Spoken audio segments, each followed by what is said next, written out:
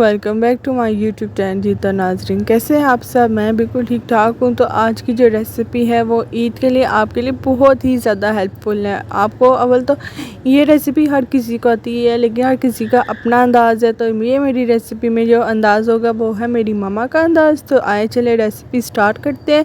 तो जिसमें हमने सबसे पहले जो देखा वो थी हड्डियाँ, जो कि हाफ़ केजी थी, और गोश्त जो है 2 केजी के करीब है। तो सबसे पहले हमने हड्डियों की यखनी निकाल लेंगे, जिसमें एक लहसुन पूरा डाल दिया, एक प्याज डाल दिया, और इसकी यखनी निकालने के लिए ऊपर रख देंगे। जैसे एक उबाला अभी चढ़ने ही लगेगा तो हम प्रेशर बंद कर देंगे, जो कि 1 घंटे के लिए चलेगा।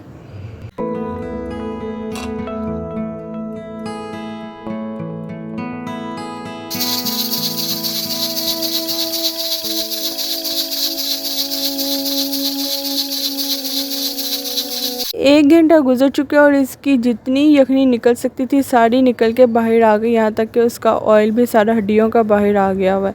तो यहाँ पे अब आ गई गोश्त की बारी। तो इसका जो फर्स्ट प्रोसेस ये होगा कि इसकी बर्फ़ ख़त्म कर लेंगे। अगर फ्रोज़न अगर फ्रेश है तो अच्छी तरह धो लेंगे ताकि ब्लड ना रहे, लेकिन जो मर्ज़ी कर लें फिर भी गोश्त का ब्लड निकलता रहता है। तो यहाँ पे जी जो बीफ होता है उसका हम सबसे पहले ये करते हैं कि उसका एक सिंपल सा उबाला दिला लेते हैं। उसमें जितनी इसकी गंदगी होती है या कोई जर्म्स वगैरह होते हैं सारा कुछ वो सारा अलग हो जाता है। अमूमन अगर आप कुकिंग करो तो अभी कभी भी आपको बीफ का ये जो ऊपर गंदा गंदा सारा आपको कभी नज़र नहीं आएगा। हाँ, लेकिन अगर उबालोगे तो आपको नज़र आएगा कि कितना गंद उसका ऊपर आ गया। तो बस उबाला ही आके तो हम इसे स्ट्रेन कर लेंगे, उसका गंद सारा निकल जाएगा। फिर हम इसे दोबारा से ऊपर रख देंगे। अब इसका जो प्रोसेस है वो है इसकी यखनी का। फिर से हम एक लहसुन का पूरा डाल देंगे, जवा तनिक पूरी गुट्ठी डाल देंगे, और एक प्याज डाल देंगे जो इसके टेस्ट के लिए होगा, और इसको 3 घंटे के लिए छोटे से फ्लेम पे रख देंगे। जो हमारे देसी रेसिपीज़ है ना हमारे घर में जो बनती हैं उनका प्रोसेस ये है कि भाई सारी रात बनती है तो फिर ही हम खाते हैं, और मामा ने कुछ शुरू से हमें इसी तरह का खिलाया और हमें पसंद भी इसी तरह का ही है। तो देखिए रात का टाइम हो गया तो अभी 3 घंटे होने को आया, तो यह पक रहा है, हल्की आंच पे रखा हुआ है, पक रहा है। तो ये सारा सिस्टम हमारे चाहे पाए हों चाहे बोंग हो, तो ये सारा कुछ जो यखनी वाली चीज़ें ना इसी तरह बनती है। और ये देखें अभी कि हमने इसका स्टेन कर लिया था कि कचरा वगैरह, फिर भी पकने के बावजूद साइडों पे आप गंद देख रहे हैं कितना लगा हुआ है। तो ये इसे हम बाद में साफ़ कर लेंगे, तो फिर रख देंगे अभी, क्योंकि इसके 3 घंटे पूरे नहीं है। तो ये लीजिए हमारे यहाँ पे 3 घंटे पूरे हो गए हैं, और बीफ की जो गोश्त है सारी यखनी अलग हो चुकी है, और चिकन कह रही गोश्त भी अच्छी तरह गल गया हुआ है। तो यहाँ पे जी अब क्या करेंगे कि हम इसे हिलाएंगे और दिखाएंगे। और ये देखिए इसका रोगन भी अलग से हो गया हुआ है, और बेस्ट हो गया, हमारा टेंडर भी हो गया है, ना कोई खुरा है ना कुछ भी नहीं। हल्की आंच पे अगर प्रेशर पे रखते ना तो सारा खुर भी जाता, जिस तरह हम खाते कि ज़्यादा सी यखनी निकले सारी रात चले, इस तरह तो वो सारा काम होना। चलिए जी अब आगे मसाले की तरफ। यखनियाँ रेडी हैं। यहाँ पे हमने 2 लहसुन के पूरे गुठिए लिए हैं और 2 ही प्याज लिए हैं, और इसको छील के हम कर लेंगे मसाले की तैयारी। और हाँ, लहसुन के साथ साथ 2 इंच का टुकड़ा अदरक भी लेंगे, जो कि मुझे दिखाना आपको याद नहीं रहा। चलिए जब आगे इसकी मसाले की बारी इसकी प्रिपरेशन करते हैं, जिसमें हमने 2 कप ऑयल लिया है। 2 कप कर लें, इससे ज़्यादा कर लें, क्योंकि देसी खानों में जो मेन चीज़ होती है ना वो होता है उसका ऑयल। क्योंकि जब तक देसी खानों में आपको 1-1 इंच जो ऑयल आना नज़र आए आपकी सर्विंग डिश में, तो आपको लगता ही नहीं कि देसी खाना है। जैसे पाए हो गए, चने हो गए, मुर्ग चने हो गए, बाज़ारी चने हो गए। ज़्यादातर जब भी बाज़ार से भी चीज़ आए तो उसमें पूरा एक रोगन होता है भाई, जिसे कहते हैं पंजाबी ज़ुबान में तरी। तो वो फिर उसका यही जायका होता है और देखने में भी अच्छी लगती है।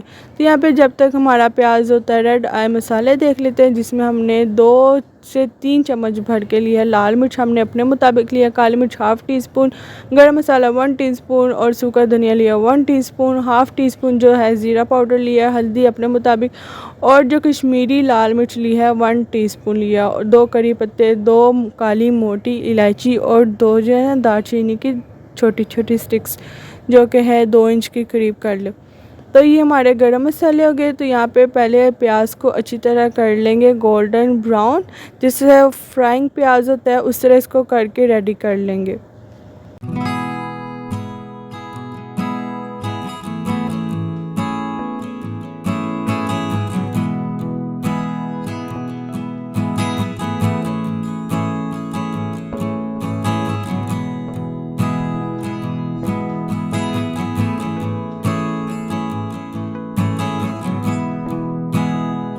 हमारा यहाँ पे जो प्याज है वो बिल्कुल रेडी हो गया हुआ है, सुनहरा सा ब्राउन हो गया, जो क्रिस्पी प्याज होता है इस तरह। अब इसको सारा प्याज को निकाल के अलग कर देंगे और ऑयल को बिल्कुल साफ़ कर देंगे। प्याज ज़रा भी एक भी दाना अंदर ना रहे, क्योंकि फिर वरना प्याज ज़्यादा ही ब्राउन होकर फिर वो अलग से उसकी कलर आ जाएगा।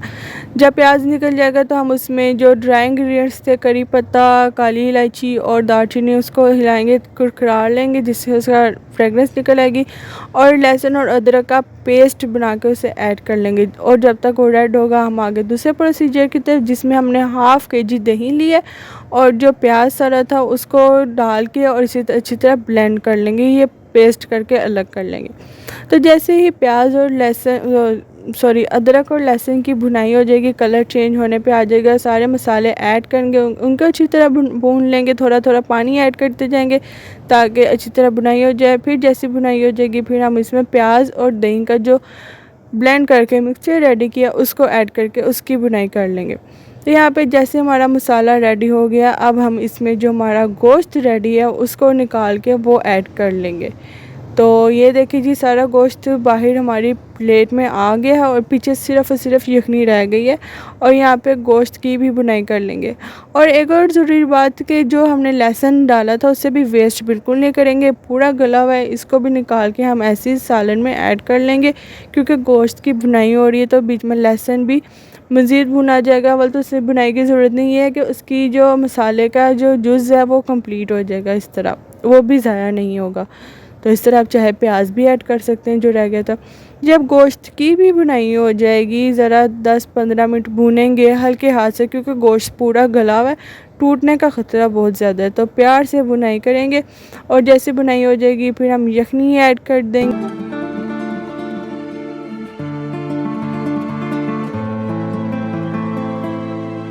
अच्छा जी, अब आ गए हम दूसरी तरफ। वो उसमें तो यखनी हमने ऐड कर दी गोश्त की जो थी, अब हड्डियों की यखनी भी बाकी है। और ये देखें माशाल्लाह कितनी ज़्यादा उसका जो रोगन है, जो तरी है, वो सारी कितनी बनी है। अब उसकी हड्डियाँ निकाल के भी ऐड कर देंगे कि थोड़ा बहुत जो होता है ना खूबसूरती होती है डिश की, वो भी बन जाएगी और उसमें मज़ीद थोड़ा सा जायका आ जाएगा। और जो उसका ऑयल वगैरह बना हुआ है सारा कुछ वो भी ऐड कर देंगे, उसको बिल्कुल भी वेस्ट नहीं करना, क्योंकि हमें ऑयल की ज़रूरत है। हमने इसलिए कम ऑयल डाला 2 कप, क्योंकि जो हड्डियों का भी ऑयल सारा निकला वो भी बीच में ऐड हो जाएगा। और बहुत ही प्यार से तरीके से, मुनासिब तरीके से हिलाएंगे कि भाई गोश्त का मामला टूट ना जाए, नहीं तो बोटी किसी को जाएगी तो थोड़ी थोड़ी जाएगी, ये काम ख़राब हो जाएगा।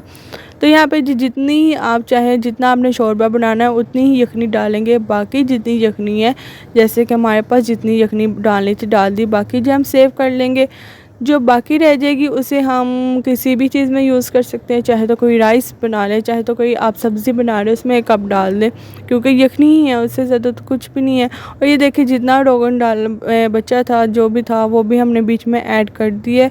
और अब आप इसकी शक्ल देखना, अभी सिर्फ रोगन ही मेल्ट होगा, यानी कि ऑयल ही मेल्ट होगा, तो उसकी कितनी ब्यूटी निकल आएगी। और जो आप खूबसूरत सा लाल कलर देख रहे हैं, ये कश्मीरी लाल मिर्च का ही कमाल है। क्योंकि कश्मीरी लाल मिर्च का ऐसा एक चीज़ होती है कि अगर कोई भी खुश रंग किसी चीज़ का बनाना होता है तो कश्मीरी लाल मिर्च डालते हैं, उससे डिश का अलग से ही खूबसूरत सा कलर आ जाता है। और ये देखें जी, हमने यहाँ पे सारा ऑयल डाल दिया है और ये मेल्ट भी हो गया। और अब चमक देखें, अब ऐसा लग रहा है ना पता नहीं क्या डाला हुआ है, और कितनी खूबसूरत सी चमक से भी ऑयल की आ गई, शाइन सी भी आ गई। अब इसे पकाएंगे ताकि कि सब कुछ सेट वेट हो जाए।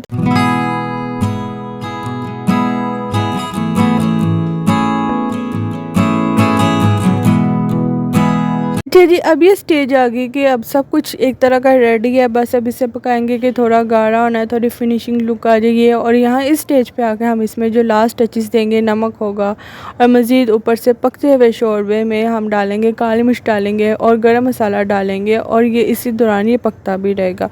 कुछ डिशें ऐसी होती हैं घरेलू डेली बेसिस की, जिसमें अगर हम गरम मसाला डालें तो डिश काली हो जाती है, लेकिन ये नहीं, ये देसी खाने में अगर डालें ना तो उसका मज़ीद टेस्ट इन्हेंस होता है। तो यहाँ पे जी हम इसे इतना पकाएंगे जितना हमें ज़रूरत होगी, चाहे आप आधा घंटा पकाएं, 15 मिनट पकाएं, घंटा पकाएं, अव्वल तो इतना पकाने की ज़रूरत नहीं क्योंकि हर चीज़ रेडी है, बस डाला और 1-2-3 उबाले हैं तो यहाँ पे रेडी टू ईट।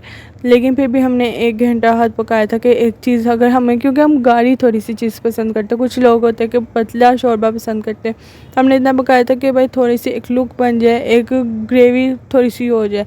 तो ये लीजिए देखें हमारा इतना ही ये कंसिस्टेंसी बन रही थी कि हमारा जो है ना ये चीज़ ना ज़्यादा पतला ना गाढ़ा। और ये लीजिए हमारे बोंग मज़ेदार सी रेडी हो चुकी है, मेरे मामा के हाथ की। हमारे घर में मामा के हाथ की डिशें बनती हैं और ये चीज़ें होती हैं जो हमारी सारी रात बन के तो फिर हम खाते हैं भाई स्पेशल ना। हमें 1-2 घंटे वाला काम तो बिल्कुल भी नहीं है। तो ये थी मज़ेदार सी बोंग जो थी मामा के हाथ की। आप ईद पे लाजमी ट्राई करिए। वैसे ईद की रेसिपी है भी और नहीं भी, आगे पीछे भी बनती रहती। और हमारे घर जब बोंग बने, भाई कैसे हो सकता है लस्सी ना बनाए, चाहे सर्दी हो चाहे गर्मी। हमने जब भी देसी खाने बने ना पाए बोंग, हमने साल लस्सी लाजमी पीनी है। कोई पिए ना पिए, मैं लाजमी पीती, चाहे घर में लड़ाई क्यों ना जाए। अपनी तबीयत देखो, ये देखो, वो देखो, मौसम देखो ना, भाई बोंग तो लाजमी चलनी चाहिए।